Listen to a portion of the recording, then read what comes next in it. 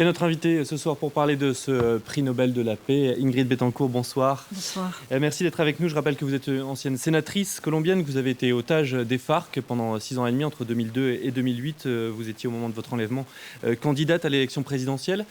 D'abord, j'imagine que c'est un honneur ce prix pour toute la Colombie. Comment vous l'avez-vous reçu cette annonce ?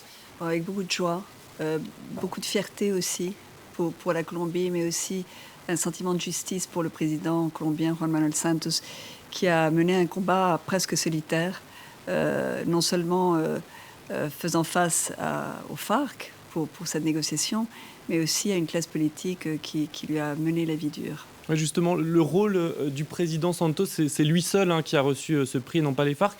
Quel a été son rôle pendant ces 4 années de négociations ? Je pense qu'il a été d'abord celui qui a conçu le processus en tant que tel, qui a donné la ligne politique pour permettre toujours de garder un ordre dans cette négociation. D'autres l'avaient essayé avant lui et toujours les FARC avaient plus ou moins gagné du temps pour se réarmer. Là, il a tenu ferme. Les FARC ont été convaincus. Je pense que c'était la meilleure option pour elle et pour le pays. C'est donc un grand leader qui émerge triomphant d'une situation difficile de 4 années terriblement dures dans lesquelles il a été la cible de toutes les critiques, en particulier de ceux qui ont intérêt à ce que la paix en Colombie ne se fasse pas pour des raisons politiques, pour des raisons économiques, pour des raisons de vie, de tous ceux qui vivent à l'ombre de la violence et de la corruption. Et que donc, je pense que pour nous tous, c'est un sentiment de fierté et de justice, de voir que finalement, pour une fois, les bons gagnent. Vous avez dit un peu plus tôt dans la journée que vous auriez préféré que ce prix soit aussi attribué, notamment peut-être au chef des FARC, Timoshenko. Non, pas préféré. Je ne pense pas que c'est juste de dire ça. Pas préféré. Mais c'est vrai que lorsqu'on me demande ce que je pense du fait qu'il n'ait pas été inclus, même si c'est très dur pour moi de dire que mes anciens geôliers, ceux qui ont été mes bourreaux pendant 6 ans et demi, soient nommés comme pour le prix Nobel de la paix. Il est vrai qu'en toute justice, je dois reconnaître aussi que ce prix qui a été décerné à Juan Manuel Santos, il l'a grâce à une négociation avec un rival, un ennemi ou un partenaire qui a permis aussi d'avancer dans cette quête de la paix. Et que je pense que pour un type comme Timoshenko, qui est le chef des FARC, il fallait preuve de courage aussi. Mais est-ce que les FARC n'ont pas eu trop de sang sur les mains après 52 ans de conflit? On parle de 260 000 morts. Oui, ils ont eu beaucoup de sang dans les mains. Donc on aurait pu leur attribuer le prix Nobel de la paix, vous pensez, dans ces conditions-là? Je crois qu'on attribue le prix de la paix à ceux qui font la paix. C'est pas à ceux qui font la guerre.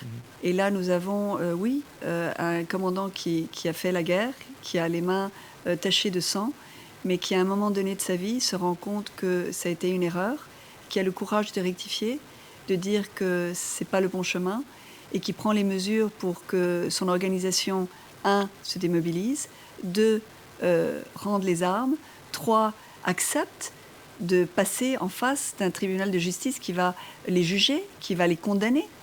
Et que, quand moi je pense aux FARC que j'ai connus moi, qui étaient dans une espèce d'attitude revancharde, très agressive, très doctrinaire, très hautaine, sans pitié, sans miséricorde, sans merci pour ceux qu'ils avaient fait souffrir, et les voir aujourd'hui même demandant pardon publiquement pour ce qu'ils ont, pour leurs victimes. Je trouve que c'est un changement qui moi, m'oblige à une réflexion. Revenons un peu sur cet accord de paix qui a été rejeté à une très courte majorité, mais rejeté tout de même par référendum par les Colombiens. Vous comprenez ces milliers de Colombiens qui ne veulent pas de l'accord de paix. Ils veulent bien de la paix, on le comprend bien, mais ils ne veulent pas de l'accord tel qu'il a été négocié. Oui, moi, je comprends qu'il y a eu toute une campagne très effectiste. Si vous regardez la carte de la Colombie et ceux qui ont voté pour et ceux qui ont voté contre, nous voyons que les zones de guerre ont toutes voté pour l'accord de paix. Ce sont les victimes de la guerre qui ont soutenu ce processus. Mais c'est vrai que pour beaucoup de Colombiens qui vivent dans les villes, la guerre est quelque chose d'abstrait. c'est pas quelque chose qui les touche. Et pour eux, la guérilla, ce sont des délinquants. Et il faut que la police les arrête et qu'elle les mette en prison. Et que je crois qu'il y a une réflexion qu'il faut faire, que les Colombiens n'ont pas bien compris, et c'est que ces personnes-là, de cette organisation, ils peuvent encore faire du mal. Ils sont encore armés, ils sont encore en pied de guerre, ils sont encore organisés, ils peuvent se cacher dans la jungle, ils peuvent se financer avec la drogue, et puis, ils décident de tout remettre en cause. Mais la part pour la paix. d'immunité qui sera accordée à une partie des FARC, en tout cas pour les crimes les moins graves, c'est ça aussi qui a posé problème à certains Colombiens, qui disent non, chacun après tout doit être jugé pour ce qu'il a fait. Oui, mais il faut aussi savoir être grand. C'est pas, moi, ce qui m'intéresse, c'est pas combien d'années va payer Timochenko dans une prison. Moi, ce qui m'intéresse, c'est qu'il n'y ait plus de morts en Colombie et que mes enfants et mes petits-enfants puissent revenir en Colombie et vivre en paix et ne pas subir ce que moi j'ai subi. Et que donc, oui, il faut faire la part des choses. Il n'y aura pas d'impunité pour ces gens-là. Et ça, c'est quelque chose sur lequel il faut insister. La campagne pour le non avait un drapeau qui était mensonger, celui de dire qu'il y aurait de l'impunité pour les gens des FARC.